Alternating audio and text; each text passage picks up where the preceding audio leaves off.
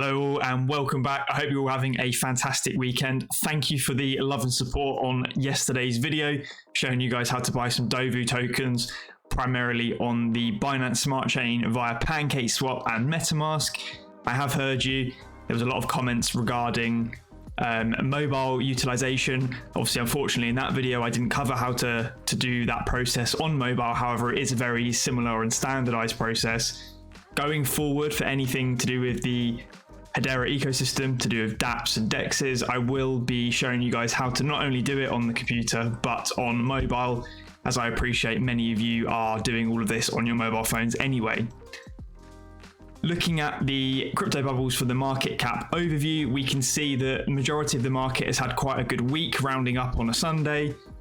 Some of the projects that we have particular interest in, for example, Engine here, 6% up on the week. Plenty of other projects as well have done quite well. Obviously, as I've said before, I'm just continuing to dollar cost average into these positions and just accumulate as much as I can in anticipation of either an altcoin season or a bull run of sorts that we saw in the middle of last year. Speaking of which, yesterday I touched on the Bitcoin dominance charts, and as we can see in relation to being an altcoin season, we're still sort of trading sideways for the dominance, roughly at 43% now, bottomed out at around 40% in January. So it has been on the uptrend. The Bitcoin dominance has been on the uptrend, which makes sense because we've seen most of the altcoins lose some of their market cap, and that's flowing sort of back into Bitcoin, which is seen as a bit of a hedge and sort of more or less risky, let's say, compared to the rest of the cryptocurrency projects. Talking about sort of the macro side of the crypto markets at the moment, this is another sort of infographic that I've been working on for you guys, and it's just looking at the Hbar max supply. So if just 30% of the United States population bought 500 Hbar, equivalent to around $100, the max supply would be completely exhausted, and only 30% of the United States would have some Hbar, let alone the rest of the world. And it just goes to show how finite these crypto projects are. If they do start seeing mass adoption, it may be very difficult to pick up large amounts of Hbar in your wallet, especially if the prices continue to increase as the supply gets bought up. So this just kind of puts things into perspective for everyone. And this was off the back of some awesome tweets that I saw. I will be posting that over on my Twitter later today, if not early tomorrow. Moving on to more projects in the Hedera space, obviously SuperSwap is something I've covered on the channel quite a few times. They've recently pinned another tweet, which they released earlier today, talking about how at launch they will have 2 supported pools with corresponding crop circles, one being Source and Hbar and the other being USDC and Hbar. Plus, any user will be able to create additional pools, or UFO pools, they're nicknaming them, by liquidity providing any novel pair of HTS tokens. So this is a liquidity pool, so very good to see that the native token of Source and Hbar, as well as USDC, a stablecoin, and Hbar will be available off the bat. Absolutely fantastic to see, and I'm very excited to see this project go live. I have actually recently just picked up one of the SuperSwap Plank Epoch NFTs. I'll be covering those again in a second because there's some fantastic rewards. Speaking of which as well, some of you may be wondering when they look to go live or when they're looking to release. So in their roadmap, which they keep very up to date, they were talking about H2, so the second half of 2022.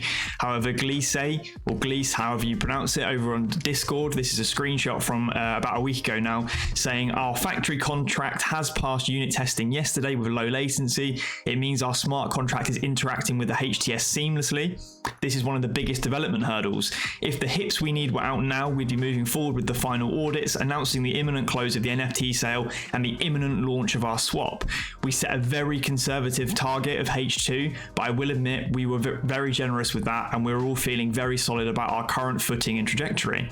In other words, we are not going to wait for the NFTs to sell out. We have enough liquidity to launch today if required. So this just goes to show as well that they are pushing forward with the project. They do not require any additional liquidity, and they are not waiting for that NFT sale to end. At any given moment, as soon as the smart contract facilities are in place for them to push out the finalized versions of the platform, they will do so. So this may end up being sooner than H2, and I think that's probably about right. I reckon these DEXs and dApps will be ready by around May, at a conservative guess, I think. looking at SourceSwap in general, they have actually migrated. They were at sourceswap.space, I think. They're now a sourceswap.finance domain.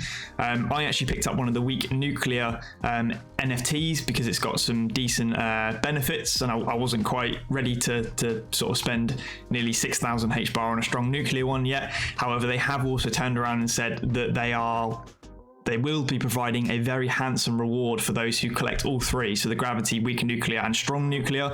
These integrate very nicely with a custom bot they've got over on Discord where you can draw from the faucet or faucet, however you like to pronounce it, and that rewards you with some source every 8 hours. So every 8 hours, if you own one of these NFTs or multiple, you can claim source directly into your Hashpack wallet.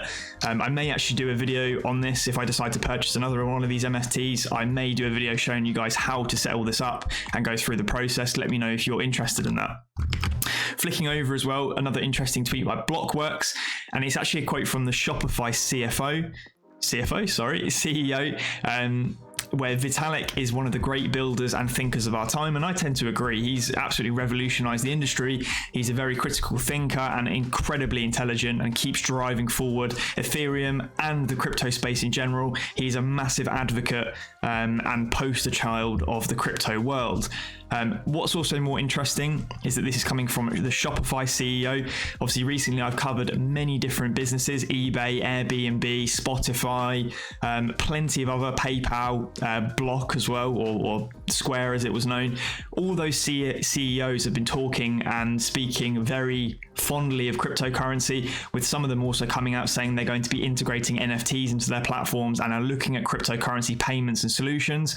If the Shopify CEO is this fond of Vitalik and thinks this highly of him, it is also quite probable that Shopify may be looking to integrate, say, crypto payments or facilitate crypto in some way via their business, which again would be another massive platform adopting cryptocurrencies, which drives forward this Web 3.0 and crypto space narrative to sort of mass adoption. So really bullish news there. Something else as well that I wanted to cover on was JIGSTACK. So from Hbar 1000 over on Twitter, talking about JIGSTACK's first flagship product, Lemonade, a DeFi token launchpad. It will integrate with Hedera because Hbar is faster, fairer, and more energy efficient, as well as being more stable and secure. And actually, if we head over to JIGSTACK's website, it is a very, very well built website, I must admit. It looks very, very nice. I'll keep an eye on this to see how this develops going into the future. However, if they're integrating with Hedera, we may see some more news in the coming weeks as the smart contracts continue to get fleshed out over on the network.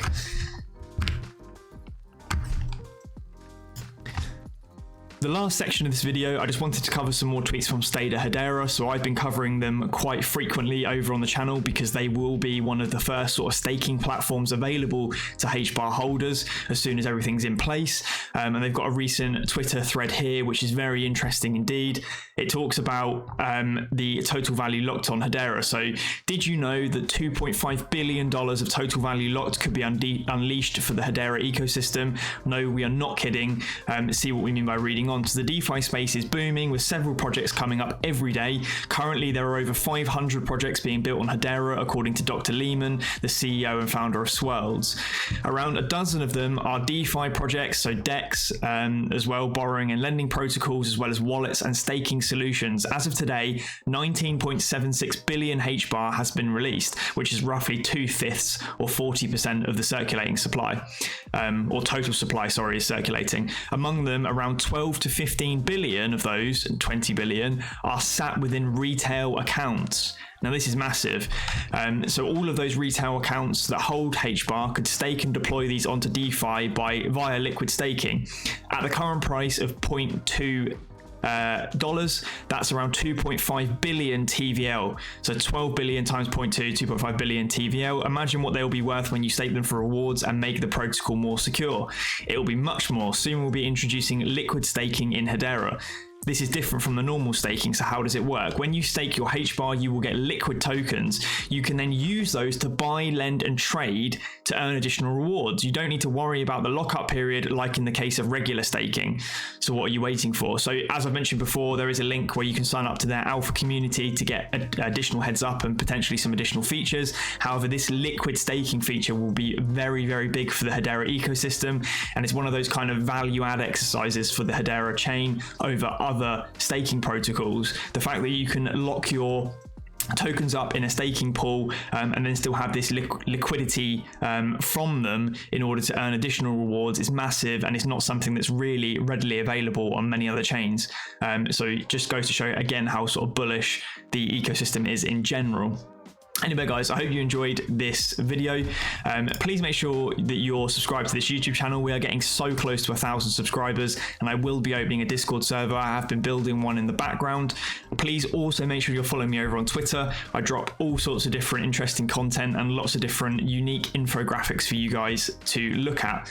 Anyway, have a nice weekend. Thanks for watching. I'll catch you on the next one. Cheers.